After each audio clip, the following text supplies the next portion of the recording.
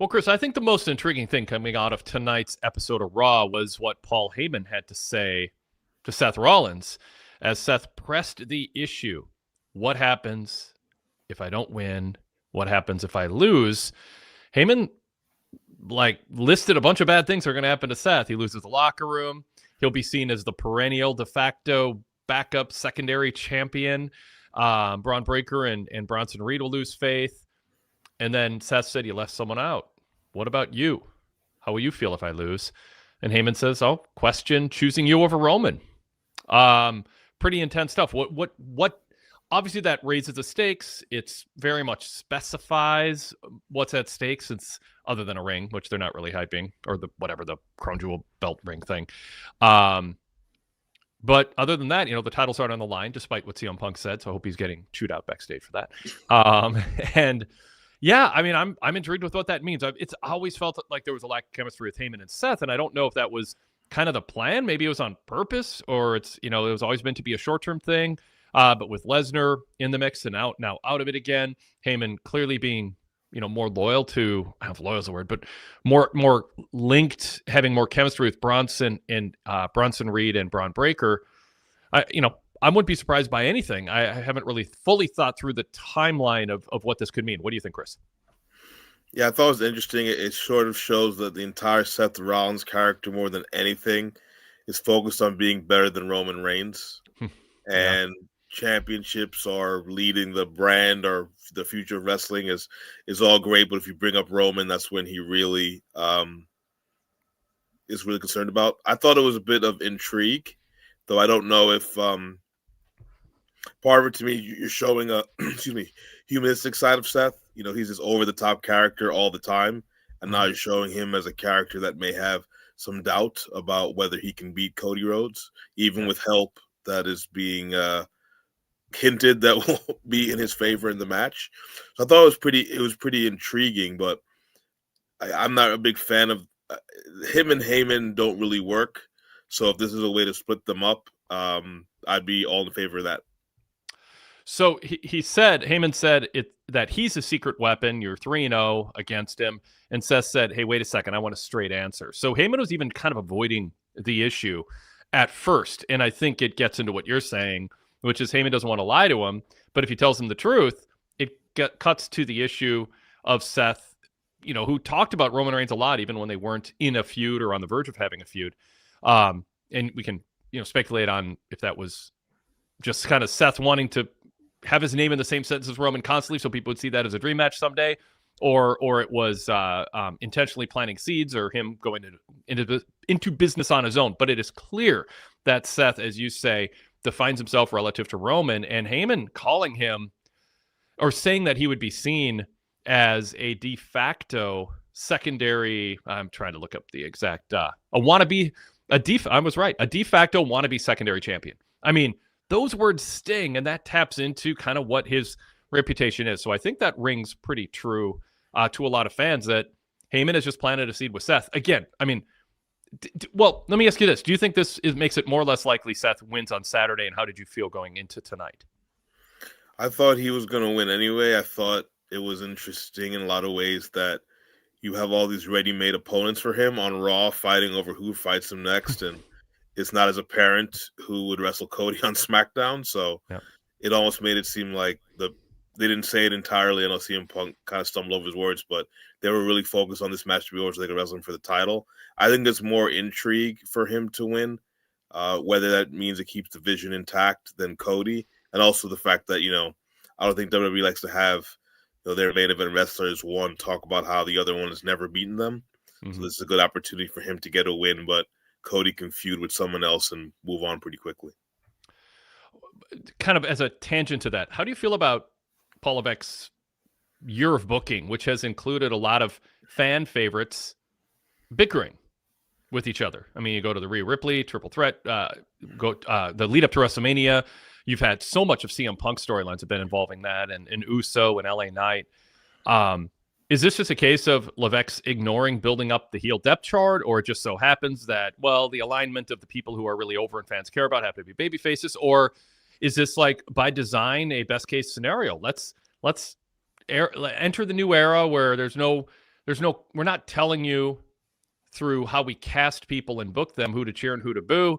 We're just going to throw in personalities who have strong egos and a lot of stubbornness sometimes, thin skins, short tempers. We're just going to let you watch it all play out. I mean, my thought is a little bit of that's fine, but I think there's been too much of it, and we got it again tonight where fans are just like, man, we like everybody here, but now I feel like we have to boo or be against one or less in favor of one when we'd just rather be cheering them against a heel we don't like.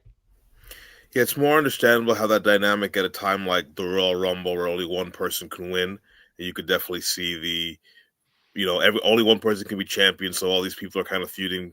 But there's kind of a healthy respect. Like, I'm still the same character that I always am, but I'm going to go against you because I want to win, and while vice versa, you want to win. I think in a lot of ways, WWE is such a star-focused business, which is important in wrestling, but they don't always think about the easiest way to get people into wrestling, or however we got into wrestling, is face versus heel dynamic. And, I always talk about that no matter what the wrestling company is. It's very easy if you watch a show and say, this person is the good, face, this person is the heel, and you already know where to go from there. I think WWE doesn't lean into that as much because we have stars and we have them in the ring, and they'll figure out, you can figure out who you will cheer for or boo. Just be happy the stars are in the ring. And they just want to be the restaurant that hangs the tables upside down from the ceiling to say, hey, look, we're different. That's like, yeah, but that's not really practical. But yeah, you're different. You're reinventing something that didn't need reinventing. Just serve good food. That's my attitude towards it. It's just like, give us good heel face matchups.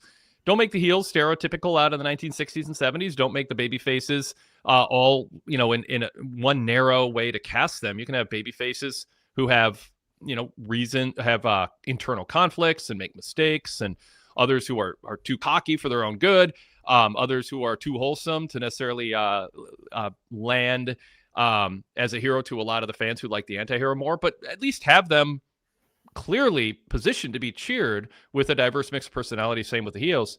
There's a lot of pick'em going on, and I don't know. I just think like you say, the home team away team formula is so easy to understand, and I almost want to psychoanalyze why Levesque is shifting so much from that, and what that, if anything, is indicative of. Again, I mean, I'm theorizing he just figures, I'm going to buy into that stupid cliche line that kayfabe is dead, and therefore I'm going to blow up the common sense way to promote pro wrestling that's worked and gotten us basically to this boom period.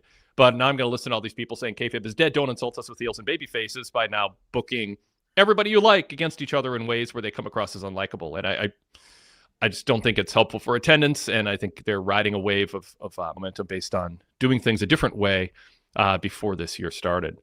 But all that said, doesn't mean I'm not intrigued. I'm just evaluating whether I think it's best for business. But I think the interaction between LA Knight and Punk, I don't think it made either of them look bad, by the way. I want to be clear. Like, I'm against it philosophically being overdone, but it doesn't mean in isolation. Some of them are compelling to watch and well done. And I thought Punk and Knight actually, both held their ground well against each other. I mean, it's obviously a big boost for Knight, who Tessitore pointed out tonight has had 40 television matches this year, more than anyone.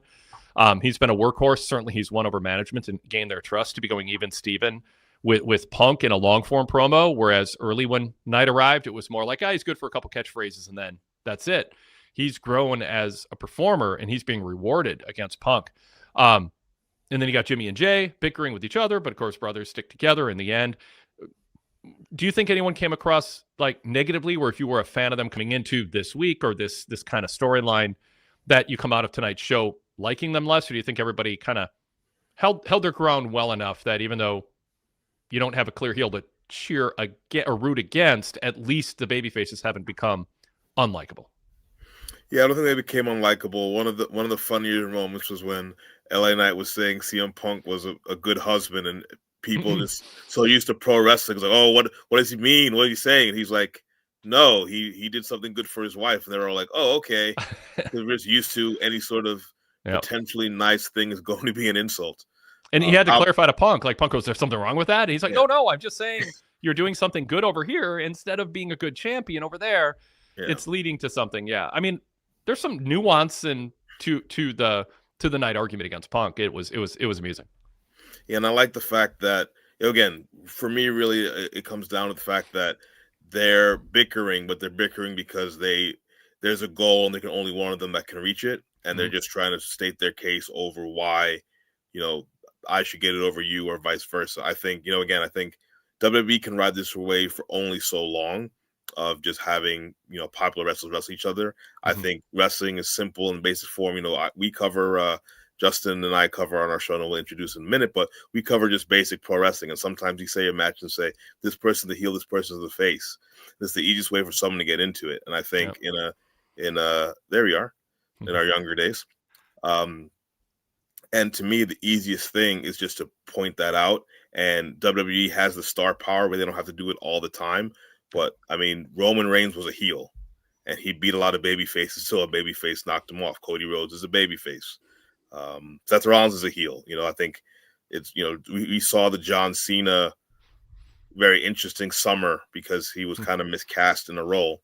People wanted to cheer him in his last days. And I just think it's you can get away with it in small doses, but because they're doing it so much, they really need to go back to the heel and face dynamic, I would say, as soon as possible.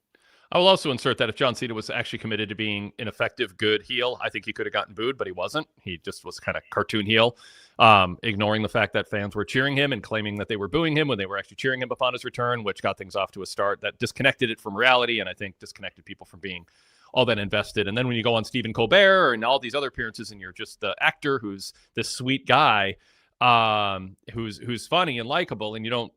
I'm look at the Colbert interview somewhat recent, and he just didn't bring up that he's a heel in WWE. Is probably Colbert's probably asked not to bring it up. Is inconvenient. I mean, there's so many things working against Cena getting over as a heel. I think fans would have embraced it if Cena was willing to do a better job with it, but that did not happen, and then he turned back.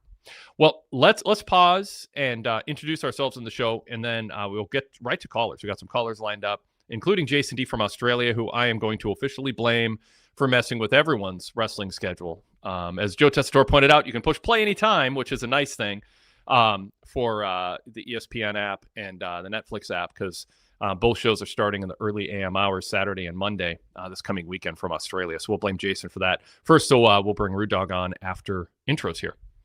This is the Wade Keller Pro Wrestling Post Show for Monday, October 6, 2025. I'm Wade Keller, editor, publisher, and founder of PWTorch, the newsletter, the website, and a bunch of podcasts. Over 2 decades of VIP podcasts. They're all available on demand with a PWTorch VIP membership. If you're interested in that, pwtorch.com/govip. Gets you an ad-free website, a podcast feed that works on Apple Podcasts, Spotify, Patreon, depending on how you sign up. Customizable feeds if you get a full VIP membership, and access to our entire library. Again, over 2 decades of podcasts going back to 2003, 2004, roundtable reviews, roundtable podcasts after pay-per-views, 2 decades worth. And then also, by the way, hundreds of retro radio shows converted to podcast format on demand in our podcast library from the 1990s, and just an unmatched library of content dating back to the late 1980s. But again, new content, exclusive content every day, every week. Check it out, pwtorch.com/govip. If you're not a VIP member, be sure you are at least subscribing to our YouTube channel. If you're watching us on YouTube, just please like this show, comment on it. That is always helpful for us, and also subscribe. And you can also set an alarm to alert you when we go live. I'm not sure what time we'll be live Monday, by the way, because of the Australia Raw. So we'll have news on that. Check out the PWTorch page. We're not likely to wait until our normal time late in the evening, but we're also probably not going to go live right after Raw ends. It might be hard to find a co-host, and I might still be sleeping. So we'll have an announcement on that. But we'll certainly be doing a post show probably Monday afternoon next week. Also, if you are listening to us on the podcast side of things, of course, we hope you subscribe to all of our feeds. Search Wade Keller for the blue and red logo shows, and then search PWTorch and subscribe to the PWTorch Dailycast and the PWTorch VIP free sample feed. Within that, on the native Apple Podcast app, you can use your Apple account to upgrade to unlock our VIP shows. All right. You can be part of the show by being part of the chat. I have not been paying attention to the chat yet, so I will take a look at that in a moment, and we'll incorporate that into the show as the show progresses. And you can also email us, wadekellerpodcast@gmail.com. And finally, you can be a caller. Look at my TV reports at pwtorchvip.com. And you can find a link to be a caller. You can also email me directly if you're a VIP member, or Patreon supporter, or Apple subscriber, and ask for the code to be a caller. And I will do my best to check email and send you that code too if it's inconvenient to log on to the website. My co-host is Christopher Maitland. He is, as the logo showed, the co-host in his current and younger days of wrestling coast to coast on the aforementioned PWTorch Daily Cast feed. Chris, welcome to the co-host chair. Thank you for having me. I made sure my wife helped me make sure I pick a good picture that had no gray at the time. It's I was gonna say it's not truth in advertising, but really in the podcast realm, who cares, right? Yeah. But it's nice to keep your wife happy with the photo that's being propagated, perpetuated, and I'm in Paul Heyman. I can't think of a third P. Produced, podcasted. I don't know. Anyway, so tell people about your show. So I host Wrestling Coast to Coast with my good friend Justin McClellan for over 25 years. We haven't been doing the podcast for 25 years. Been friends for 25 years since we met at college, a wonderful University of Pittsburgh. We host a show every week covering independent wrestling. Last week we covered ETU, Expect the Unexpected. I Mean It. This week we are covering a promotion we haven't covered in a while, MLW, Major League Wrestling Slaughterhouse. That's what we were covering this week. So Justin and I pretty much take a show, cover it front and back, talk about what we like, what we don't like. We talk about the importance of heels and faces and some of the bad wrestling tropes that sometimes the indies do that also pop up on WWE as well, like not respecting the referee. And AEW. And AEW, yeah. I joke with Justin every time I do one of these shows. I'm like, sometimes I'm too hard on the indie shows because I see WWE and AEW do the same things. And it's like, and they don't have the money, these independent shows, to do these sorts of things. But it's a good way to look at, at true alternatives to wrestling, smaller venues. But a lot of people that we've covered have made it to televised wrestling programs. In a lot of ways, we see the future of wrestling. So that show comes out every Wednesday night on the PWTorch.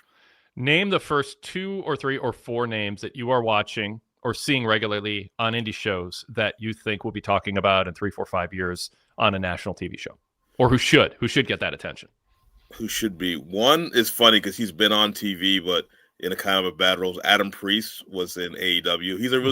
He's a smaller guy, but he's a really skilled wrestler. His name's Any Style, and but you have to kind of present him a certain way. There's a wrestler. He's been in MLW, so I don't want to count him, but Alex Kane, also wrestling Action Pro Wrestling, has been a pretty good wrestler that's been pretty interesting. I was going to say, well, no, she's been on. Megan Bain was one, but she's on AEW now. Yeah. So I'll discount her. And I'm trying to think off the top of my head. There are a lot of people in Beyond, so I will say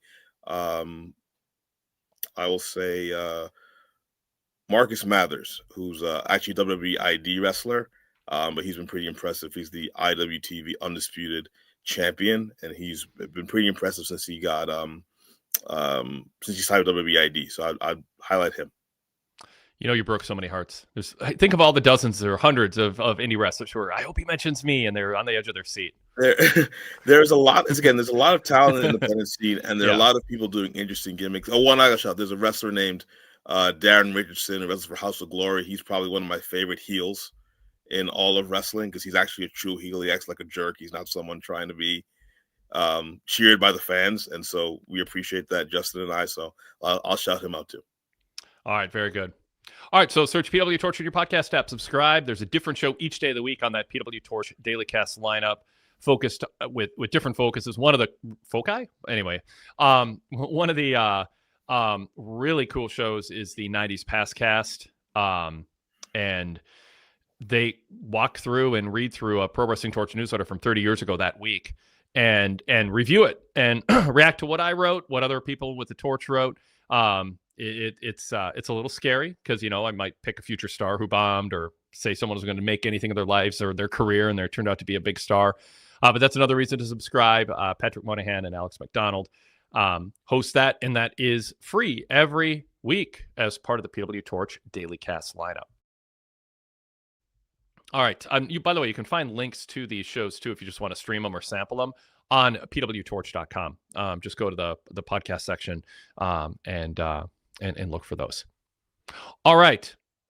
We are going to go to Rude Dog first and let him lead our conversation, either following up on what we talked about in Block A or some new topics or both. Rude Dog, welcome. Good to see you again. Good to hear from you. What's up? Love your t-shirt. Love your t-shirt. Glad the t-shirt's back. Hey, yeah, just for you, Wade, just for you. And thank you. Good to see you, Chris, as well. All right, so with Raw, like, what do you think of the build-up for the Cena and AJ Styles at Crown Jewel? Like, is it really because fans online wanted this? Like, I never heard that uproar. Like, I'm not sure if that's just an excuse to be like, oh, this is why we are putting on the show. I mean, I'm not going to complain about AJ Styles being in like a high-profile match. Yeah. But I mean, I saw AJ Styles versus John Cena at Royal Rumble 2017 when Cena won his AJ's championship, and basically AJ carried the whole match. So I just feel like this is something easy for Cena. Like, AJ can carry me through this match, so let's go with that. So what do you think about the build-up? Were the fans really clamoring for this? And what do you think about the showdown?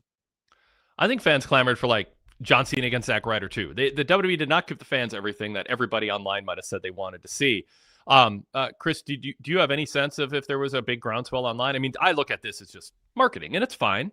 I'm not sad the match is happening. I mean, like I said, although it's hard to come up with.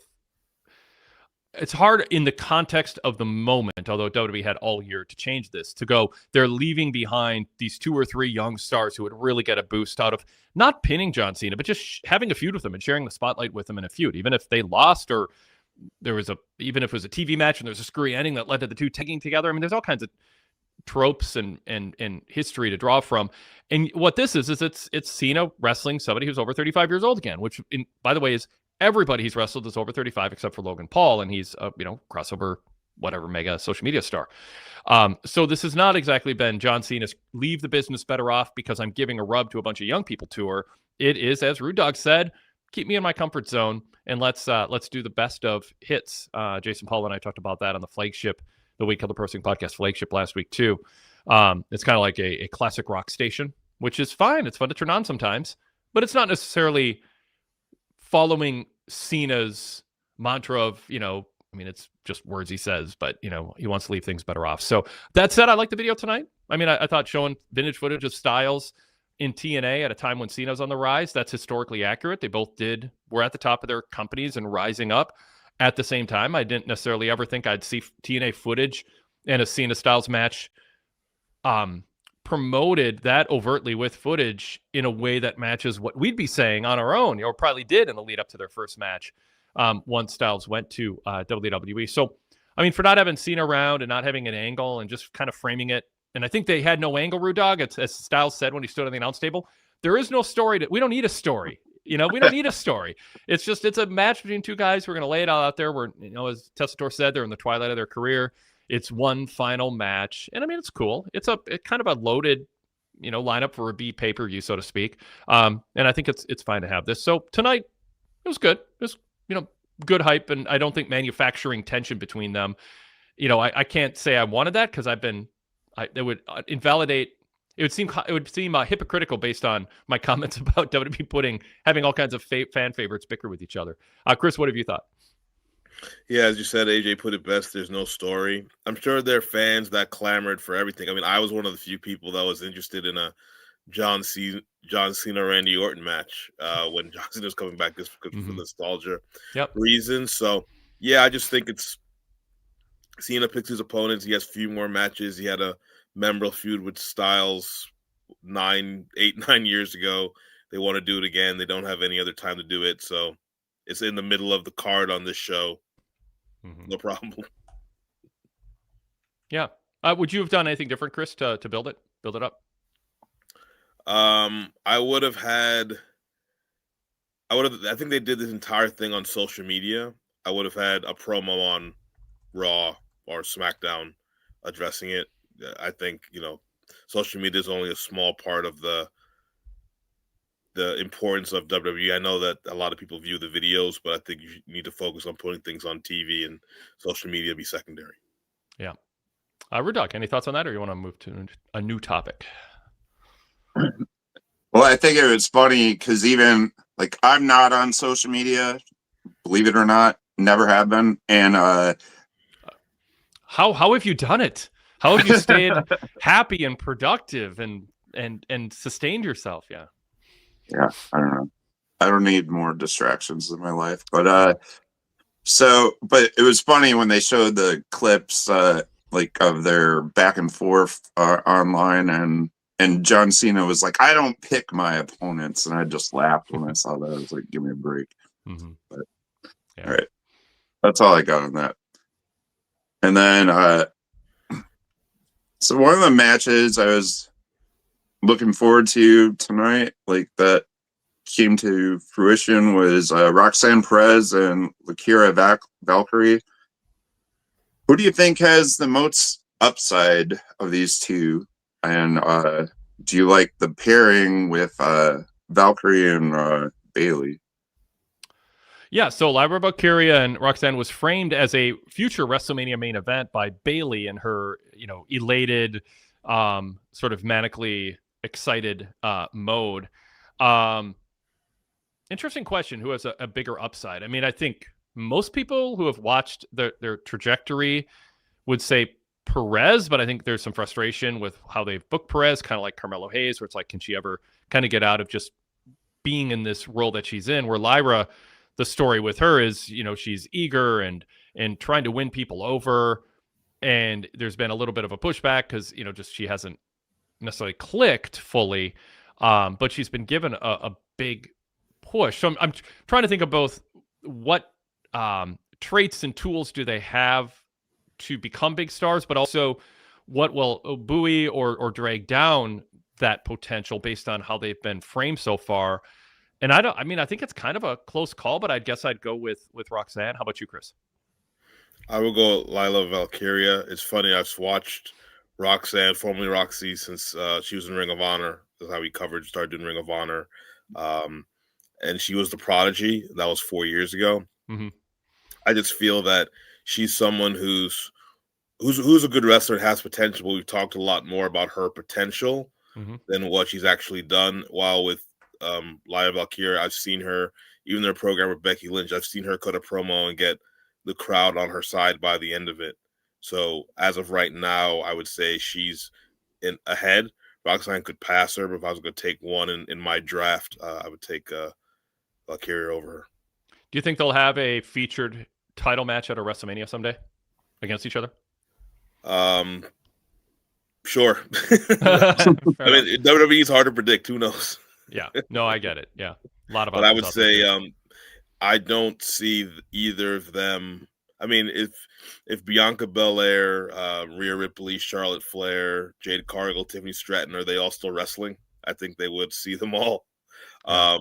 And for the most part, ahead of one or both of them. Yeah. All right, Brewdog. Yeah. Well, I'm Roxy all day, but that's just me. So by far, or do you like her by far over Lyra Valkyria?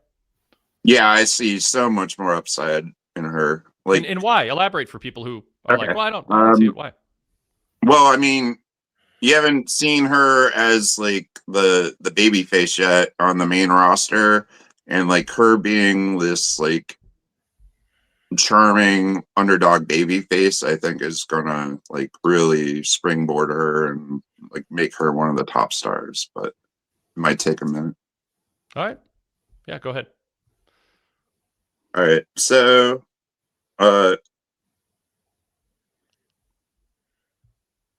I like Kairi Sane a lot, but her overacting is nauseating. Where do you see this Asuka, Io Sky, Kairi Sane feud going? Chris, what do you think? I think Kairi is going to eventually be free and turn on Asuka. I don't know if it's going to happen at the the Crown Jewel show, but it'll happen in the near future where she finally realizes that she's basically a victim of Asuka, and she's going to overcome it and be with Io Sky. Yeah, I think that's the most likely path. I mean, Chris, what have you thought of the acting? Because that's been a real issue with a lot of people. Is the, I don't know, does it fit their personalities and their history, or does it feel like they're being produced in a way that it should be changed in a WWE environment from what they've done in Japan? I like having a conflicted character. I think that is, we talk about a lot of different dimensions in wrestling, but it's good to have a character who is torn between the right and wrong thing to do, because there's two people that, in this case of Kairi Sane, she had a relationship for a long time and isn't sure which way to go. I like that. Sometimes I like her facial expressions because she's doesn't want to do it, or she's tentative, but then other times she's overacting. So I wish maybe half of it just tone it down a bit. But I do like the idea of, it's not as simple as like, oh, you told me to do this, I'm just going to turn on my friend. I'm kind of with Asuka because I'm kind of scared of her, but I also have this relationship with Io Sky I'm trying to protect. So it's like a very, very normal conflict. The announcers talked about the kind of maternal role that Asuka plays in the Japanese culture, and that, Kairi is I don't know, hung up on it's the term that comes to mind, but it's probably not the best term. Like, she's dedicated to it. She's feels a sense of cultural obligation to not betray Asuka, even Asuka's rude and disrespectful. But I thought, the Io Sky had a good video package tonight. Her message was strong. I think this was a night of good video packages, by the way. And I don't know. I mean, I'm more like this than dislike it. And Asuka's clearly the heel here, so it's not just baby faces like arguing with each other. They want you to boo Asuka. They want you to cheer Io, and people like cheering Io. And with Kairi, they're rooting for her to do the right thing in the end, and that's the mystery. And I think there's a good hook there. I think they've improved some of the vocal, I don't know, noises that they were making. I don't even know. It's just it felt like it was getting to a point where they were encouraging something that I think undercut their credibility as professional athletes on international television. And I think they've muted that a bit. And maybe it's intentional, maybe it's happenstance. Derek Mitchell in the chat, by the way, says Kairi Sane is an Oscar award-winning actress compared to Io Sky's acting. Io's was better in the video package, but yeah, her reactions have been rough. Chris, you want to add anything, and then I'll throw it back to Rude Dog. No, that's good. You can go ahead, Rude Dog. Yep. Yeah, go Rude Dog. No, I just think, forever for WWE, like, Japanese wrestlers come in and they get treated a certain way. It's like even like as recently as Shinsuke Nakamura and the women we're talking about today, they always still have to play some weird role that just doesn't click with me. Like, it doesn't seem like real people interacting. And that's with like a lot of the acts, but it seems like definitely like always with the Japanese acts. And it's just like, I don't know. I wish it was a little less cartoonish. I wish it was just like more real. That's all. Ryan Solorio says Io's cringe acting has a soft part in my heart. LOL. All right. There's an endearing quality, but again, I think it's about making sure that they seem like credible, serious adults who are credible international athletes fighting for titles, and you don't want to get too wrapped up in, a little tongue in cheek with Ryan, but I don't know tongue in cheek's the right word. I don't think he would, even if it's got a soft part in his heart for her acting. I think overall, most people would agree. You don't want them to be portrayed in a way that plays into something that feels like specifically for them as women from another country, another culture, and they're not afforded the room or being given the direction to be serious people. You don't want to go too far down that road. Derek Mitchell, though, goes, I like that they're getting screen time because WWE has a horrible track record when it comes to showing people of color on TV. And obviously WWE would go, what do you want us to do? We got this storyline with these three women. None of them are fluent in English, and we're being creative in how we do it. And I mean, that's why I'd say overall I like it. I just tweak some of the screeching that they all just kind of broke down into doing, and it sort of felt like the same person producing them is producing Adam Pearce. I think his character's taken a huge downhill, has gone downhill huge this year. He used to be the guy sweating bullets but kept it all inside, and I just think yelling and screaming and going, I need a drink, he's become a caricature of what he once was when there was you could tell the tension was getting to him, but he didn't just yell. Anybody can yell. Adam Pearce was better at the subtleties, and so I think the same person producing him and steering him in that direction, which to me is just eye roll, was doing that with those three, or they at least had the same perspective on what makes good TV. And I like when you have to read into facial expressions and you see people holding back a little bit. Anyway, Mike Myers, always got to get him on when I see it. Every third time the camera cuts to EO, her dog has just died. Yeah. Yeah. Thanks, Mike. You can leave now. You did good. he pops in with a one-liner and then we don't hear from him again, but that's a good one. Rude Dog, what else? And you can stay around too, Mike, if you want. I'm not really booting you.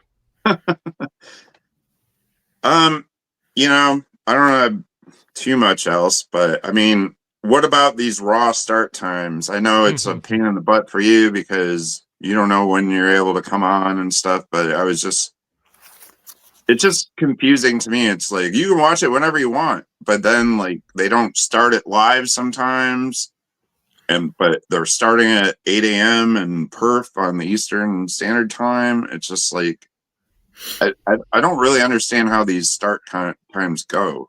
Like, I was gonna do start off the show with that. And I'm like, I don't want to seem like I'm complaining. And I mean, it doesn't affect me. I mean, as long as I remember, it's like, by the way, AW Dynamite, I'll be hosting a post show tomorrow night, Tuesday night. Dynamite's on. I'm booting the NXT post show. They'll be recording it. It'll go live on our podcast channel afterwards. We can only do one live show at a time on our feed here. So other than that, it's like, I'm not gonna. I mean, I can start watching Raw an hour earlier if a pay-per-view's on at noon or 1 or 2 in the afternoon. That's fine. Then I have my evening and I lose my afternoon. As long as it's not a beautiful day, I don't get too bitter. If it's a beautiful afternoon, I could have spent outside. The super early times this weekend, I mean, don't work with my rhythm. So we'll see how that goes. But I mean, in a way, it's kind of cool for international fans, and I'm sure Jason's going to come on and I'll give him a hard time over it. I guess I'm showing my hand too much that I'm sympathetic because I was going to be bitter and blame him. But I think it's cool for international fans. They get to see events that are hyped on SmackDown and Raw as big deals, and they get to watch them live at a normal time. I mean, that's something that they go through all the time, and I get it. WWE's a American grown, we in America fertilized the soil and watered it and grew this WWE brand, Rude Dog. And it's our, it's our homegrown brand, but we're willing to share it, let you guys have some primetime live wrestling every now and then too. But I get some American fans might be a little upset. I mean, I'm living through that with the Vikings games 2 weeks in a row. They were on early Sunday morning. I just woke up and didn't look at my phone and just push play on the DVR and watch the game, a little bit earlier than normal, but I didn't watch it live and it was no big deal. Thankfully for the technology of being able to watch on demand. Chris, how about you? How do you feel about this? I think it's fine. I'm a English Premier League fan. I've been for a long time, so I'm used to watching games in the morning or odd times, Wednesday afternoons. So for me, it's not an issue. Also, Monday is a federal holiday in the United States. So a lot of people might be able to watch it earlier than most. So good point. Maybe it'll be easier to find a co-host then. Probably. Who isn't at work, yeah. Rude Dog, what else? I mean, I guess the main thing about the time thing was like, because they were doing delayed times like for the past couple of weeks, because they would be like in a place, but they would not show it on the East Coast like until like an hour later or something. So it's not like, I think I'm all for like playing it live, like when you're there, like put it on live. If you can't watch it, then like, watch it on demand. But they were doing a thing where it was like, it wasn't coming on live. That's my only like weird thing that I'm scratching my head about. Yeah. But I mean, anyways, that's it.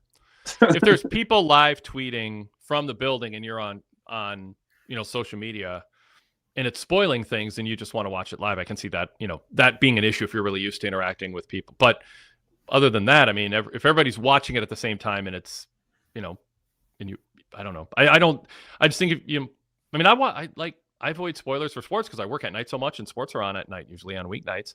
And I just avoid spoilers, and I appreciate the chat and everybody, not spoiling things for me if the Vikings or there's a big hockey or basketball game, and I just watch it on delay later in the night, speed through it, or watch it the next day. But I'm not, immersed in social media, and I have all the scores turned off and spoilers turned off. So I'm able to do that, but a lot of people, just can't because they're going to go to work the next day and everyone's going to be talking about it. So it's not possible. But I don't know. I mean, with everything going on, I've got much bigger worries not to say that we only can talk about the biggest things happening, like the end of democracy, and whatever. Yeah, it's just there's so much going on. It's like I can adjust my time frame. Maybe if things had gone differently, this would be my top five thing to complain about right now. But I'll take it.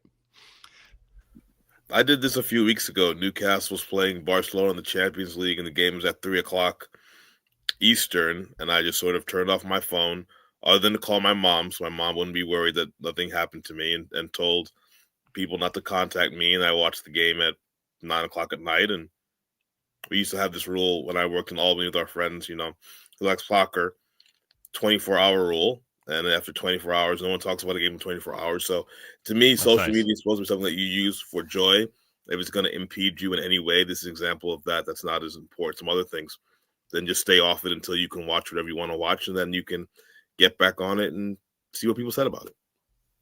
Yep. That's a good way to do it. Rude Dog, anything else? I think that would do it. Thank you so much, Wade. Thank you, Chris. Appreciate it was great talking to you. Welcome. Yeah. Good to have you back again. Yeah. You'll see me soon. Bye. Awesome. Thanks. Take care. By the way, Saturday, Brandon LeClaire will be hosting Wrestling Night in America after Crown Jewel right here on the PWTorch Wade Keller YouTube channel. So you can join him and a co-host on Saturday, midday, whatever we call the time that Crown Jewel ends. Australian time, it'll be late at night. I'm pretty sure that, I think. Jason from Australia, Jason D, welcome. Have you enjoyed us talking about how your country's screwing up our schedules this weekend? I'm just sitting here, just slightly amused by what I'm listening to. I know what you're saying is all tongue in cheek anyway, but local time, everything's starting about 7:30, I believe. Yeah. That's at least what my tickets are saying, because I'm going to all three events, right? So, nice. Yeah. But in any event, what goes around comes around, because growing up, I've had to wake up early hours. Well, not too early, 6, 7 o'clock to watch pay-per-views. And in the early to mid-90s, and every Australian fan would attest to this, we would get the pay-per-views. We'd have to wait for the pay-per-views to come out on VHS 5 months after they aired. So I'm watching, Ric Flair win the 1992 Royal Rumble in June of 92, not January. So I'm months and months behind. Wow. On magazines and all the rest of it. Yeah. So if we can get something like this happen, we deserve it. We've put in the hard yards. And like you, Chris, I'm a soccer fan, football fan. So you're lucky. You get to watch the Champions League, say, 3 p.m. in the afternoon. My time is like 3 a.m. in the morning. So, like you have to avoid things and all the rest of it. So if you're a true sports fan and you follow sports all around the world, getting up at all ridiculous hours to watch things is not a problem. So it is what it is. But I am looking forward to this. This is going to be something special to go to, all three events. And I'll try my best way to call up and at least give an on-site perspective for your post-game shows. Thank you. Yeah, I was just going to ask if you were able to do that. Yeah, no problem. Well, I'll see how I go. I'll be with a mate. Depends what we get up to, whatever, But in any event, I really enjoyed tonight's show. And, I thought the LA Knight CM Punk Jey Uso segment was tremendous. First of all, what I liked about it is that everyone was wearing different colors. They were distinct. And it's like a small pet peeve of mine. I hate when opposing wrestlers are in the ring and they're wearing the same colors. At least everyone had a different color to them. So that's something of mine that I'm a stickler on as far as aesthetics is concerned. So I like that. But I really think LA Knight's done a great job stepping up to the main event scene. And, with his character, you just get the sense that everything matters to him, that he keeps track of everything, Yep. and he's still focused on becoming the champion. And he's referencing things that happened in the past, and nothing, he doesn't let anything slide. So you might be fooled into thinking he's just all about a catchphrase and saying clever things, but there's actually a lot of thought that goes into it. And he's always referencing things from the past, and he's got that focus. So I really think he's done a great job stepping up since he's been sort of in the main event scene more permanently in the past 2 to 3 months. And I don't subscribe to the theory where fans get confused about who to cheer for. See, it's funny that when you have these baby faces that are opposing one another verbally and even in the ring, to me, that's the most intriguing. And I think most fans can feel like they can watch 2 baby faces or 3 baby faces go against one another, even verbally in the ring, and make pertinent points, but they feel like they don't have to choose. It's like, I'm intrigued where this is going. I still like everyone, and I don't have to pick. So I think most fans are like that. They're not in a position, at least mentally, where they feel like they have to pick.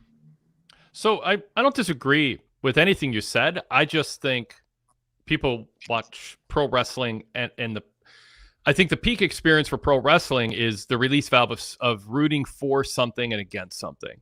That's, sometimes we watch movies where there is no, sympathetic protagonist, or they're so conflicted, and it's just incredibly well written and well acted. But pro wrestling is different. It's see this guy beat up that guy, and there's a winner, there's a loser, and they want you to have the thrill of victory and the agony of defeat, and you feel that. I'm not against doing it sometimes. My point isn't you should never do it, and that it doesn't make for good TV, or that fans can't, in the end, still like everybody when they split off and go face heels next. My issue is they've been doing it a lot, and they've been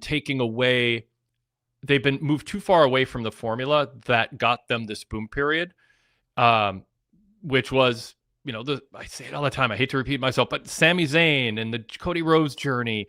I mean, there's just the Jey Uso thing earlier this year was an example of it. Just that's what got people just electric in arenas. So I just don't know how many people rush out to spend $200 some for tickets to see 3 of their favorites or 4 of their favorites bicker with each other, if that is the predominant thing that is happening week after week, month after month, on multiple segments a week. So that's my point, Jason. It's not, I don't think anything you said isn't true. It's like it's fine. It's not like fans are left going, I used to like that guy, no, I'll never like him again. It's just, in the moment, is it the best choice to make when fans don't get that kind of release valve of just cheering for something they believe in against somebody who they don't like? And I think Paul Levesque's moving away from that too often, too much. Chris, I kind of know your stance, but what do you think to what Jason said? Yeah, I think it's one of those things where you have to describe the difference between an anomaly and the rule. Like, I think today it was fine with these 4 participants based on this history that they have and the goal of fighting for the world title. When it was Rhea Ripley and Bianca Belair, it was bad. Well, they were both fighting for the title, but they didn't seem to have a reason. I just think it takes away from just basic wrestling storyline. And again, I'm talking about sports. Everyone who has a team has their favorite team, and they're the baby face, and their rival, even the team they're going against, is the heel. So you're not going to travel to Tennessee to see a Tennessee Titan New Orleans Saints game, Chris? Probably not. Yeah. Okay. But what if it's a good game? What if it's exciting? Now with the Tennessee Titans and the Saints. So okay, fair enough. No. Yeah, those 2 teams you couldn't argue. Sorry if there are anyone listening. But yeah. You would rather go see your favorite team, which is NFL. That would be the only winless NFL team, the New York Jets. Okay, so sorry to hear that. But I would rather see the Jets. I'm a Jet fan. I live in Columbus, Ohio. I wear Jet shirts all the time, and I have to explain myself. Why am I wearing green in a sea of red here? But that's my favorite team, and I have a special affection for them. When they played, I know Jason's a Dolphins fan, and that's the Dolphins' lone win. I want the Jets to win, even though I know the Jets aren't going to the playoffs. Even though I know you've ruled them out. Yeah, they haven't made. There's still 12 seasons left. 12 weeks left. They could be 12-5. They could be. Yeah. All right. But to me, it's different when they play, the Patriots, Dolphins, Bills, and even like the Vikings, for example. I could joke with you about it, but there's not this rivalry there when they play. And I think with wrestling, a lot of people get into because they have favorites, or they have people they don't like, and they want to see their favorites succeed. They want to see their least favorites or people they don't like fail. And I think WWE is relating very heavily overall on star power, which can power them quite a long way, to be honest. But it's if they don't get back to the basic tropes, I think at some point that's going to really cause issues for them. Jason, back to you. No, I agree with what you're saying. First of all, I've given up on the NFL this year, so don't worry about that. We're probably in the same boat there, Chris. But I find the most intriguing. Look, I don't have an issue with it as long as the characters stay consistent with their constitution, which I believe most of them have been doing. And in fairness, I mean, if you look at tonight's all the matches, I mean, look, 85 to 90% of what we see going on in the ring involves a clear-cut heel and a clear-cut babyface. I don't think this is a standard rule that the booking team is implementing throughout. And they're clearly telling a story here with Jey Uso. And this is another intriguing story that I'm looking forward to play out. And LA Knight and CM Punk, for me, it's two guys who can hold their own on the mic. And as long as they're not talking about anything overly meta, they're not trying to get too clever. Yep. There's a bit of nuance to it. But the most important thing is it always circles back to wins and losses in the ring. So LA Knight's point is that he's defeated Seth Rollins, and CM Punk, the last couple of times Seth Rollins has defeated him. They're not getting too clever. It's about the wins and losses and for this championship. So if you're going to have two baby faces against one another, at least they're talking about the title and they're referencing things that happened in the past from a storyline point of view. That's where I feel I'm okay with it, and it makes for the most intriguing part of the show. I want to talk about... Pause you there, because first of all, everything you said is right again. I mean, like, they're doing something with Jay. It's intriguing. You're watching, kind of going, God, how's Jimmy going to react to this? And will Punk and Knight unite against the common foes? And as Eric Moy in the chat said, tonight's storyline made sense because there's so many main event faces and few heels. This shows why they aren't all on the same page and taking down the Vision. So it has that side effect. Also, I would counter and say if they had, kind of planned, if Levesque had planned ahead and mapped things out, he'd have more heels ready. It's not like he was, a bunch of heels were injured or, fans cheered them and forced them to turn them babyface. That screwed this all up. But you're right. The majority of what they do, especially, mid-card, I guess Dom and Rusev is a bit of an exception there too, but that's kind of part of some arc. We don't know where that's going. But it is just the amount of top storylines where they're doing that. It is absolutely worth saying, and I'm glad you're emphasizing it. Despite my misgiving and Chris's misgiving with straying from it as often as I have this year in top storylines, and my belief it's not ideal for business, they are doing a good job with what they're doing here compared to, say, the women's match build at WrestleMania, where everyone just kind of were like, oh, Rhea, geez, we're really behind you, but what's going on? This is just a case of, everyone's making their case. They're all alphas, and Jimmy's kind of conflicted, and Jay's going through stuff, and LA Knight's keeping score and wants to be in the current and former world champion club, and he's not. And Punk wants to assert that he's still an alpha and a top guy. I mean, the characters they're not doing meta stuff. They're arguing over who will be champion. As Derek Mitchell said in the chat, the idea of more than one or two characters having an interest in being world champion, with Punk, Knight, the Usos, and eventually Gunther when he returns and gets on track, is a positive. And I totally agree with that too. So me saying conceptually I'm against it happening as frequently as it is, even though in theory I'm in favor of it, in general, on occasion, at least we're getting a good version of it for the reasons you laid out, Jason. Yeah, and I just wanted to touch on the Paul Heyman segment with Seth Rollins. Obviously, I think Paul Heyman had a great night tonight. First of all, laying out the damage that Bronson Reed has done to Roman Reigns and how that's unique to Bronson Reed and what he's done to Roman. So building it, and as far as an Australian street fight is concerned, I mean, there is no difference between an Australian street fight and any other street fight. It's just going to, obviously, but we might see a cricket bat, maybe an Aussie rules football. That's what I'm thinking. Yeah. Thanks for bringing that up, because when I watched the show, I was hoping that you would call in to explain that to me, because I wonder how that was different the street fight in Chicago or any other place. Yeah. Nah, well, listen, we might see a couple of things unique to Australia. Bronson Reed might pull out a football and try and boot it right in Roman Reigns' face. Roman Reigns' face. We call that a falcon if it actually smashes you in the head accidentally. Whatever. It could be Aussie rules. Anything goes, because in Australian rules football, like the NFL, we don't wear protective gear. We're not afraid to get hurt. And, it's not 5 seconds of action and 40 seconds of doing nothing. But I digress. Anyway. Well, the chat loved the segment, Jason, by the way. Adam Kidd said Paul Heyman shows once again why he's the best at what he does. Mark Biscetti says between the backstage segment with Seth and Heyman and Jay, Jimmy, and Roman, we're getting some new character development. Jay's development and Seth's were both necessary to jumpstart interest.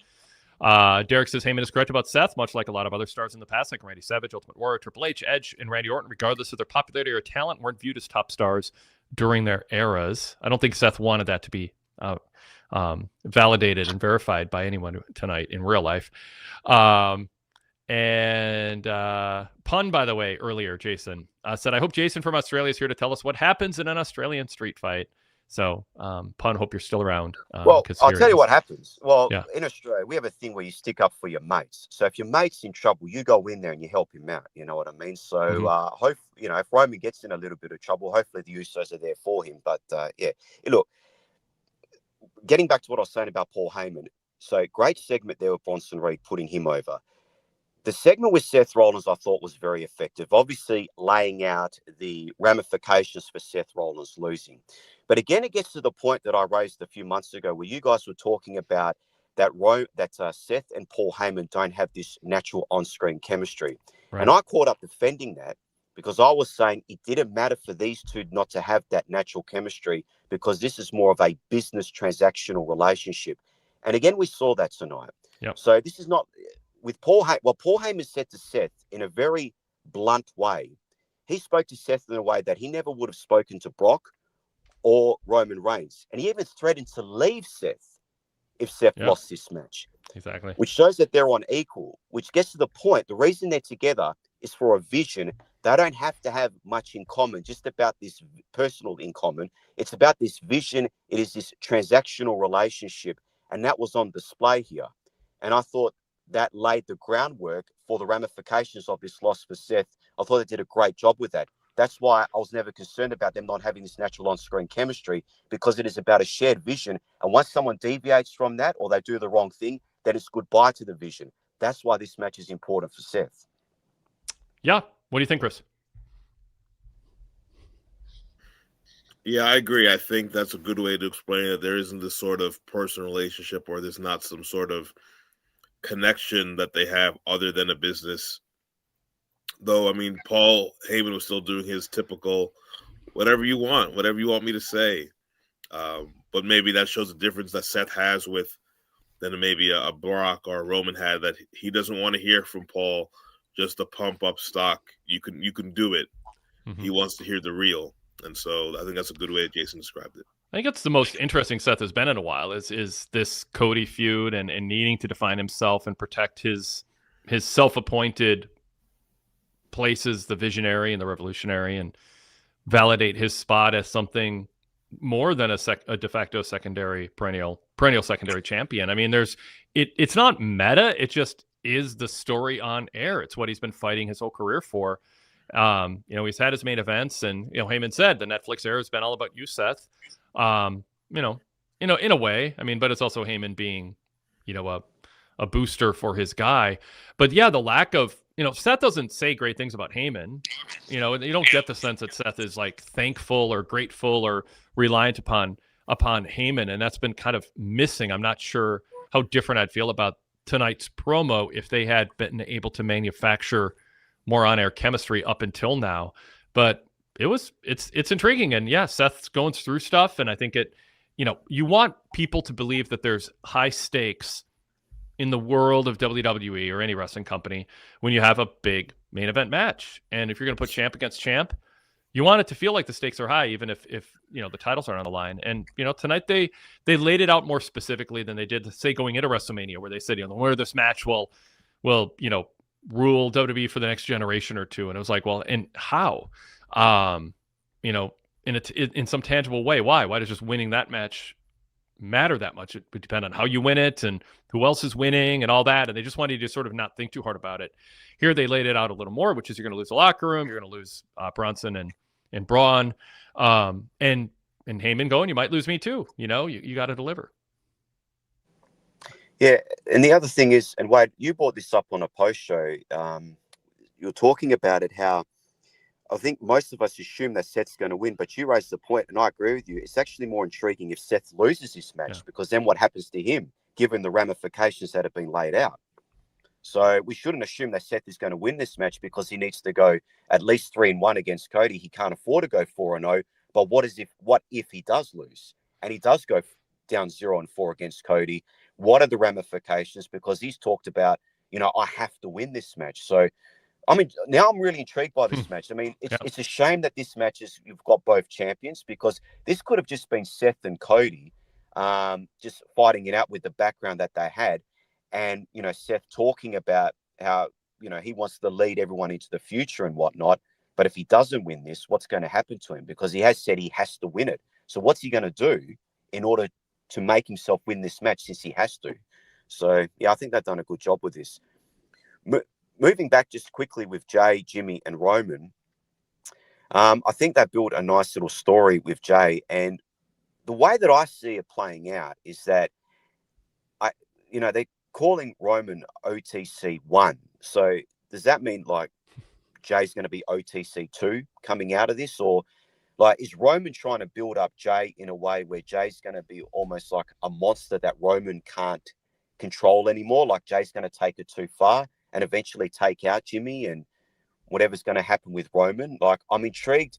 I know people are saying, look, Jay's very popular with the crowd and all the rest of it. But to me, I feel like, not that it's run its course, but this is far more intriguing for Jay. This transformation that he's taking, where he feels like he has to be more aggressive, more selfish in order to get back the World Heavyweight Championship and be more about himself.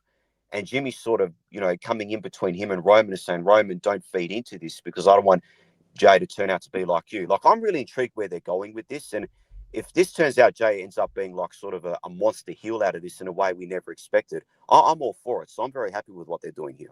I thought Reigns had a good night. We talk about Seth and Heyman, but yeah, that backstage segment where, Jimmy just told Roman, you're messing with Jimmy's mind. You're putting him in places to think a certain way. And Reigns, Roman just said, Jimmy, I know you aren't hearing me right now, but listen, when Jay won the world title, he became more like me than you. And he's saying that to a twin brother. He says, if you really want to help Jay, get out of his way. I mean, Roman's laying down the parameters of what he wants here. And I thought that was definitely an intriguing line from Roman that, plays into whose side is he on in this. I don't think you can have an OTC 2, literally. It's original is original. But, I guess they can say what they want if OTC and it kind of becomes a thing unto itself, regardless of the strict definition of original. Just going back to that point. Chris, what do you think about what Roman is doing? And do you have a hunch where that goes?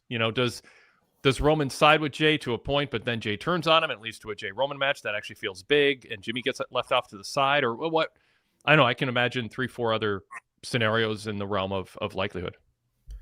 I think that's the case. I mean, I think it'll come down to Jay realizing that, Jimmy's the one that's holding him back from being the world champion. They kind of hinted at it with LA Knight and CM Punk saying, hey, you should focus on the tag team titles. Mm-hmm. And I think they're trying to plant the seed that Jay is going to say, the only way I can really focus on the world titles if Jimmy gets eliminated. So you could maybe see that lead to something where Roman sides with Jimmy, is because Jay's gone too far.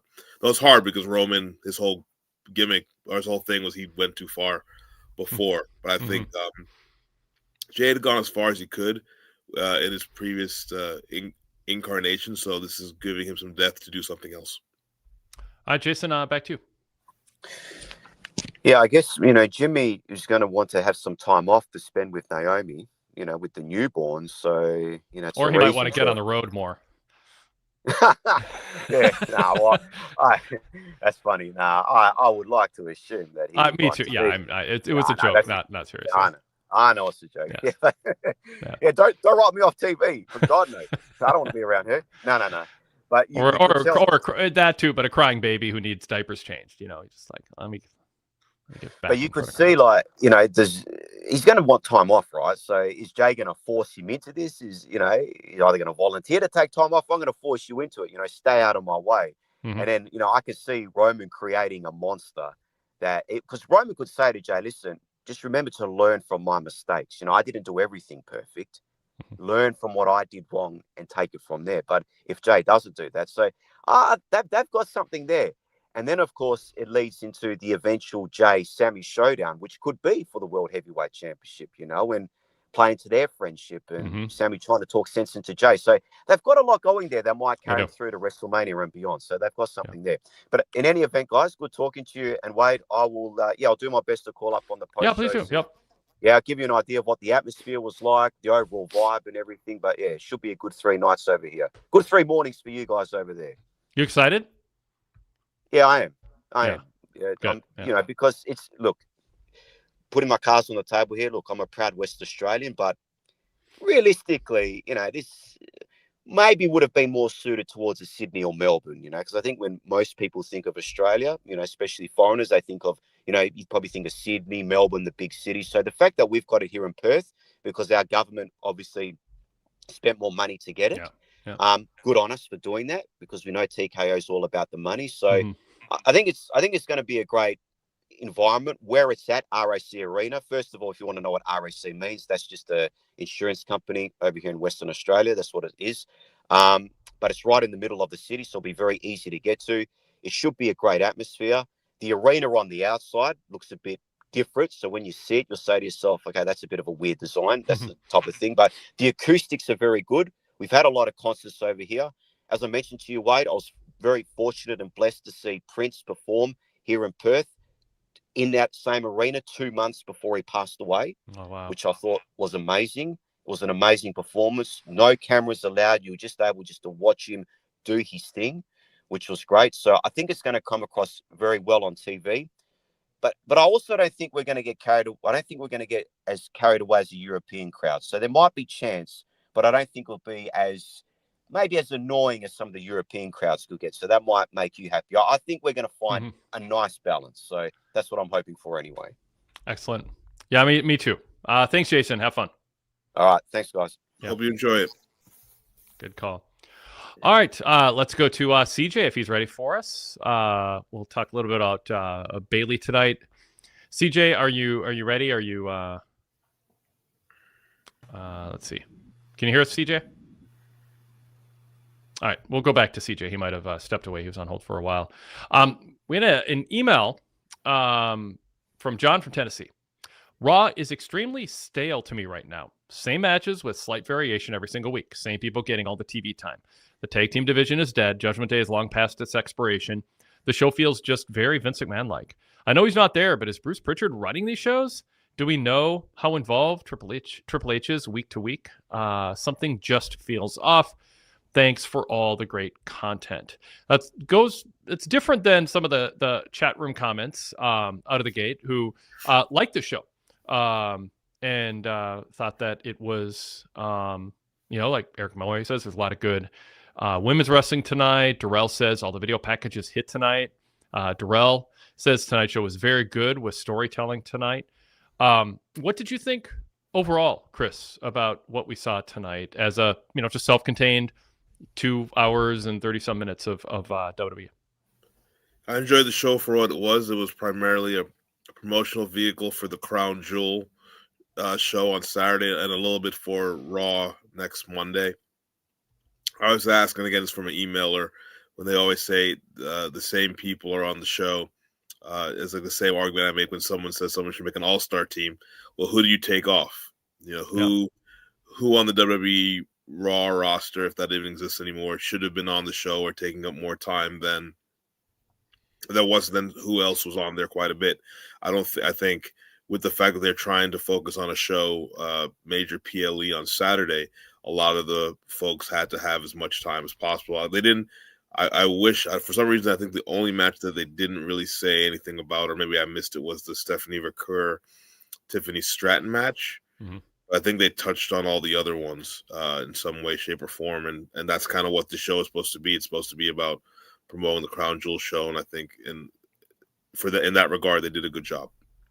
Jason Powell over at ProWrestling.net always runs polls asking how do people grade pay-per-views and TV shows. And right now, 58% say it was a good show, 21% a great show, 16% average, and almost nobody giving a thumbs down. So a well-received episode too. So, but that said, I do understand where John is coming from. It crossed my mind too. I mean, you want to follow up on storylines. You want the top storylines to have developments every week. But there is a mix and match aspect where you're like, okay, Punk and Knight are teaming, but it sort of feels like they're just backing their way into the match because they need a main event with some of the same players. Now, Punk isn't wrestling every week, so that makes it more special. Punk and Knight don't always team together. The Usos being back together feels a little novel with the context of everything going on. It's intriguing.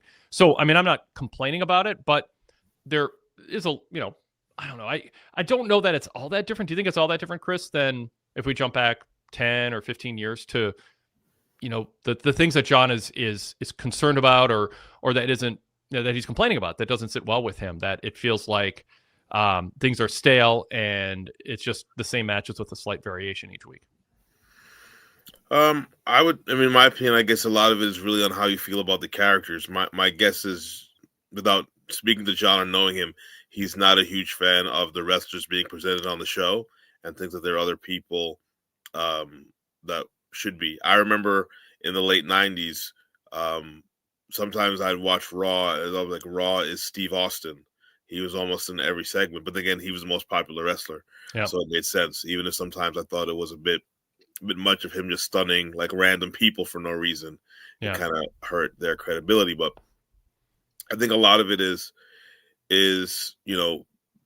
not to get too much on the soapbox, but what television wrestling is now as compared to what it was many years ago.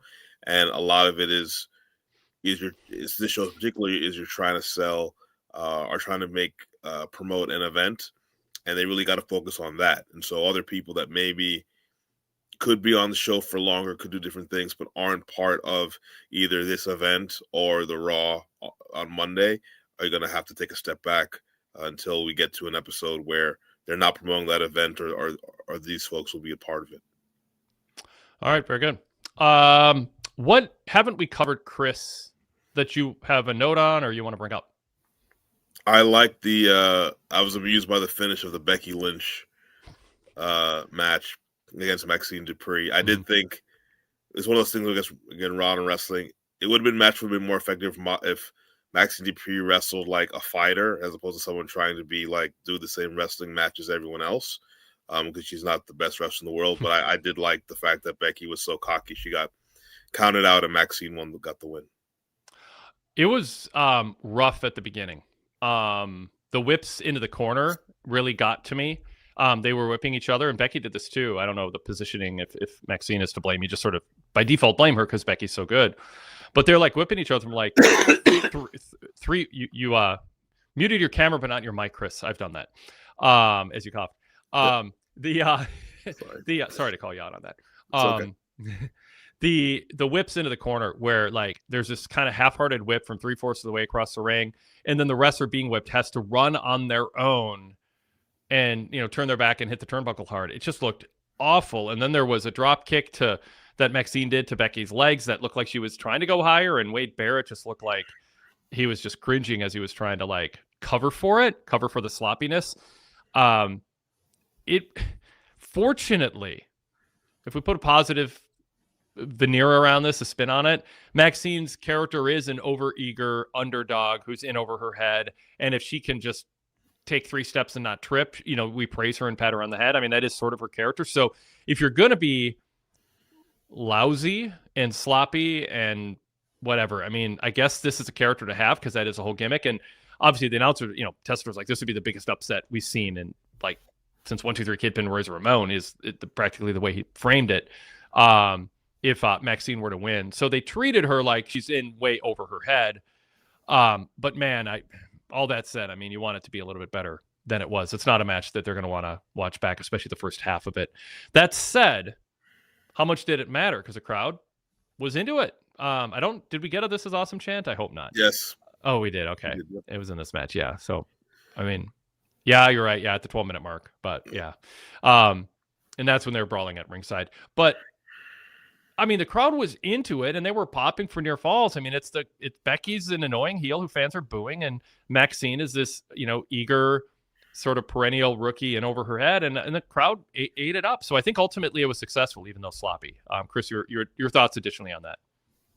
Yeah, I just thought I agree with what you said. I think Maxine, I get her doing some of the moves because she was from the Alpha Academy, so some of the moves from the Chad Gable playbook, but. Mm-hmm. Because the storyline was just Becky belittling the Otis her. powerbomb, Yeah. as the announcers pointed out. Yeah.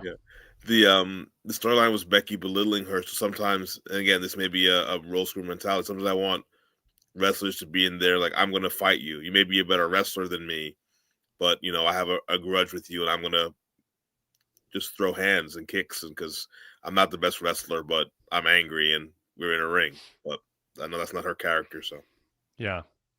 In the chat, Eric Moy says, I love that they have a character who is shown as someone learning and somewhat unsure of herself against a vet. Yeah. Ryan Solorio says, Maxine carried Becky to a great match. LOL. Yeah. Yes. Anyway, the Library Box End match went 8 minutes. Perez got the win. What did you make of that? What did that match accomplish other than, the Bayley storyline being part of it? Yeah, I think it was just really more of a match to move along for the tag match that they're going to have next week, when they were very rare to see the baby faces attack heels in the back. I know, that was weird. AJ Styles and Dragon Lee were trying to convince Penta to join their team, and then all of a sudden you have the baby faces attacking the heels. Yeah. So that's different. But yes, very. It's just really a way to progress that feud going forward. Again, because that match is going to be one of the ones on Raw next week, they wanted to shoot an angle to give a reason to promote it. What are you making of Rusev right now? Running out, going after Dom. Like, what's the end game here? How do they want us to be reacting at this point? That match was, that run-in was kind of weird because Dom is getting cheered, even though the rest of Judgment Day is getting booed.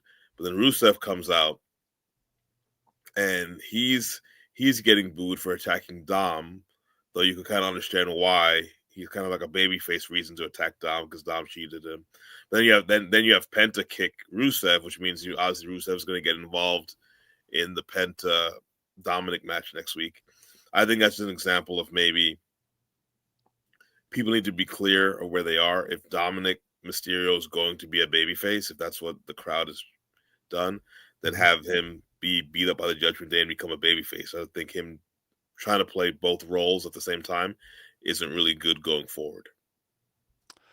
I was gonna bring up the Bayley, just your latest thoughts on the Bayley character. We're leaning on CJ to lead this discussion with us, but I think he maybe fell asleep. Is he? Yeah, he hasn't been back in the chat either. But what'd you think of Bayley's character this week? How she portrayed herself? It looked like she was sort of, she was out there, but she really wasn't helping rival Kara. She kind of was sort of standing around and got hit. But then also looks like she was the one, at least it appeared to me, then you have a different opinion, she was the one trying to convince Laya to go back there and attack them. She was showing this aggression against the other team. So I think she's kind of all over the place. But yeah, I think someone put that she was a bad influence. That's probably a good way to describe her. Eric Moy wants to know, what kind of babyface would Dom be, though? What is getting him over is his commitment to this slimy character. Obviously, there's an Eddie Guerrero inspiration to it. But yeah, there's a risk that if they go full-fledged turning Dom babyface, they'll take away what fans like about him, or it will be incompatible for him to continue to be that way as an official babyface. So I'm curious, what journey we're on with him, and also where they hope Rusev lands after all this is over. Yeah, other Rusev. Well, so Dom, I think one of the things why you have faces and heels is that when people switch, they wrestle whoever they're supposed to be. So if Dom becomes a babyface, he wrestles only heels, and therefore it's very clear what side he's on, even if he does act slimy. With Rusev, I think he's just, when he came in, they were kind of giving him that push, almost leaning on his AEW character. I think he's kind of slotted where he is right now. He's a very intimidating guy. My assumption is they're going to use the match tomorrow, next week, to have a feud between him and Penta. Yeah, I could see that. All right, we'll round out with just some stray chat comments here. One, Tilt says, I think I missed the memo. Can anyone 100% confirm I can get rid of my Peacock subscription?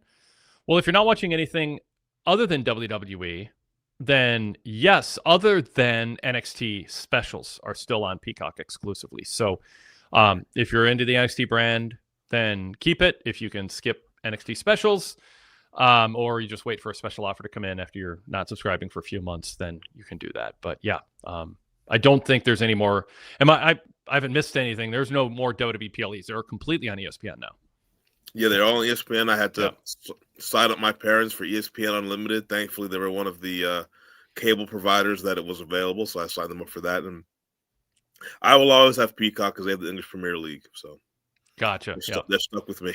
There's some good shows I like. They have good shows. Yeah. Traders. Yeah. Highly recommend Traders as a reality show. Okay, cool. I'm catching up on what's it called? Somebody Somewhere. I think there's like 3 seasons of it from a few years ago. It's a good show. I think it's on. Is it on Netflix or HBO? I don't know what it's on. I don't know what I'm watching anymore. Just hold the microphone down and say the name of the show, and then I'm logged in everywhere. All right. Ryan Soloria goes Wrestling Coast to Coast. One of my favorite listens each week. Again, search PWTorch to hear that show.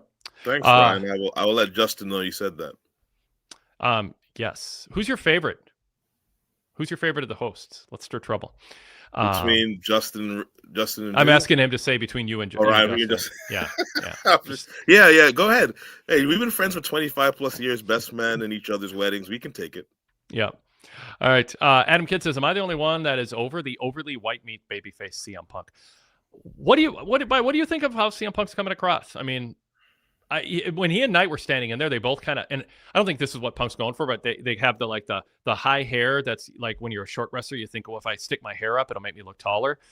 They both kind of had that poofy hair in the front, and I think Knight's quite a bit shorter than Punk, but in like boots or something to make him more eye to eye. But they look like they look like 2 pushed wrestlers, but Knight feels fresher to me than Punk. I don't know. When I watch Punk come out and do his thing, there's something awkward about white meat babyface Punk that, it's like I said when he first signed with AEW, like, who wants happy Punk? We want disgruntled Punk. He's more interesting because he's got a chip on his shoulder, and now he's rich, he's heavily pushed, and he's compromised in terms of what he stands for. So now you just sort of have to, like him for different reasons. I don't know. I mean, he's still, good. I don't know. I get where Adam Kidd's coming from. What do you think, Chris? I think CM Punk is just a man who's in a different place of life than he was for a lot of the time that we watched him, and that is something that I kind of can understand. He's been through a lot, both personally and professionally, and I think he's just happy to be where he is with the understanding that he's not going to be there forever, and that obviously he's done more than he has left to do, and I just think that perspective makes him a different person. Yep, I think that's fair. Mark Biscotti says, I thought Seth and Jay were weak characters. They both added depth in tonight's show, and that'll go a long way. So, yeah, it's one of the positives Jason was talking about earlier. Kabanti Small says the Yeats were light tonight. Perhaps Jay's heelish booking is killing some of his fan engagement. I think they're willing to live with that, and I think they should. I mean, I don't think you just don't tell a compelling story that you're excited to tell because you're worried the Yeats will go down. They have, plenty of baby faces. Any thoughts on that, Chris? Jay Uso probably would want those shirt sales to continue. Yeah, but let merchandise be the side effect of whatever you're booking. I think there should be, it's like a blind trust. Like, you should not know what merch sales are when you're a booker. You should just book the best stories that you can based on larger crowd reactions. And if wrestlers lose, and I'm not responding to you, Chris, I'm just saying in general, like we hear sometimes, oh, they can't turn that person because they'll lose merch sales. And it's like, that's just such like small-minded bean counter mentality. Like, you're running a wrestling company, you're trying to entertain fans with the best storylines you can tell. Merch is a side effect. It'll take care of itself. You're going to be fine. People are going to spend X amount of money on their favorite push babyface. And if you turn them heel, they're still going to sell merch. I push back on that every once in a while because I just think it should not be seen as the obvious right thing to do is adjust your booking because you're worried about merch sales. Now, that said, there's some wrestlers who are like, please don't turn me. I want my merch money. I think that's what you're saying, Chris. But but ultimately, you got to be a team player. It's part of their compensation. I think if it wasn't part of their compensation, it wouldn't bother them as much. Exactly. Totally. Ryan Soloria goes, I enjoyed part 2 of the Cody Seth video package. That was great, too. What'd you think of that, Chris? Yeah, I thought it was really good. I like this. I mean, I can't take Seth Rollins' outfit seriously, Mhm. but he said a very, what they said both made sense. Again, both have an obsession with Seth more than Cody. Cody's obsession with Roman was more for the title. Seth's obsession with Roman was for many other things. Though I did learn today that there were only 2 members of the Shield. Yes. The statute of limitations has run out on Dean Ambrose being part of it historically. Yeah. Darrell says that Seth and Paul segment was the best I've seen Seth in years since he was in J&J security, and Seth making Paul tell him that gives Paul and Seth something different than Paul's past. So yeah, we got a lot to play off of tonight in a good way. And Ryan added, yeah, I love the Seth Heyman segment. Let's see. All the video packages hit tonight, Darrell said. Let's see. Io's head bouncing off the edge of the ring had me screaming. Ryan Solorio said that. CJ LaChapelle says Lyra's getting very good. Derek Mitchell says Cena's farewell tour has been a real burden for WWE with so many things mishandled, like the heel turn and the situations with Punk and Lesnar. I hope the next few appearances are better. Chris, what's your latest? We haven't talked in a few weeks. What's your latest on how the Cena thing is going, and including this chapter, kind of long distance hype for without any new content from Cena? Yeah, I thought they would do. Part of me was like, I wonder if he'd be the third person in the tag team for like a split second. I just thought, no, that's not going to happen. But that would sort of make the sense of him and Styles are kind of just doing it. They're on the same page. I think that this is actually, the match with Styles is fine, but the problem, I think, in the back of my mind and other fans' minds is, you just had this match with Lesnar where Lesnar beat him pretty convincingly, and you think about him getting revenge, but there isn't much time for him to get revenge. And his retort to that is, hey, I used to have good matches with AJ Styles 9 years ago. Let's do it one more time. Yeah. Like, it doesn't make that match from the WrestlePalooza seem that it really was serious for him. Yeah, it's not Cena's specialty is follow-up. Although, if you're going to follow up with somebody, it's another guy near retirement and you're just having a nostalgia, one last dance type match. I guess it's better than someone who's really getting, like, let's say CM Punk was next in line and Punk just has a back and forth with Cena. Now you're like, well, God, Cena got destroyed by Lesnar and Punk can't beat him. What does that say about Punk? Like, the law of transference doesn't really affect AJ because he's near the end anyway. Yeah, of his career. Mark Biscotti says when Punk made the heavyweight championship line, LA Knight had to collect himself. They had good chemistry. And Ryan added, it felt like Knight had to stop himself from breaking. LOL. Mark added, I got a kick out of it. It was a real moment. I don't see that many small chemistry moments that a feud can be sparked on. Did you pick up on that? Did you think it kind of caught him off guard, or do you think they're playing that up for effect? Yeah, no, he did, because he paused and he kind of looked to the side like LA Knight did, trying to compose himself and think of the next thing to say. So I thought that was pretty good. But yeah, that was good. Yeah. JC Scooby says, I can't wait for when Cena leaves. Jason D says, I would have preferred Cena versus Dom for the IC title at Crown Jewel, for the only title Cena has never won. I would too, actually. Dom would be a guy, he can lose to Cena, doesn't define him down, but it would be a moment. And I'm kind of, I don't know what. Do you have a guess or a prediction on the Center main event opponent for him? There are some rumors. I don't know where they were from, so I don't want to substantiate them. But I saw that Gunther, as the possible opponent. Not sure if that's true or not. But that's not really someone I'm interested in at this point. I actually, even though I'm not a huge fan of his last match should be beating Lesnar. I know. They're not going to do that because they need Braun Breaker to beat Lesnar and have it be a big deal. They can't have Cena going out beating him. So I would vote for Dom getting a Cena moment. And it can also be Cena winning, but Dom earning his respect a little bit. And the risk is fans, boo Cena in his last match because they're so into Dom. I could see like Cena being worried about that if he's plugged in enough to know that could happen. But yeah, I would have liked that. All right. Just more praise for Punk Knight. Although, well, I'll start with this one. JC Scooby says, I'm loving the Punk Knight dynamic. Pupil Parsons says Punk looked like he just got back from Turkey with some new hair. Yeah, his hair was very it looked blow dried, or as he's riding in a convertible after showering at the hotel or something.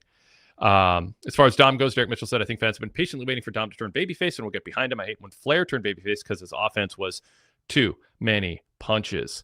Another comment, Derek Mitchell says, let's see how ESPN promotes Crown Jewel this week. They have really, and I thought I was watching the show, really toned down their fanboy, oh my God, we're on ESPN, like promoting.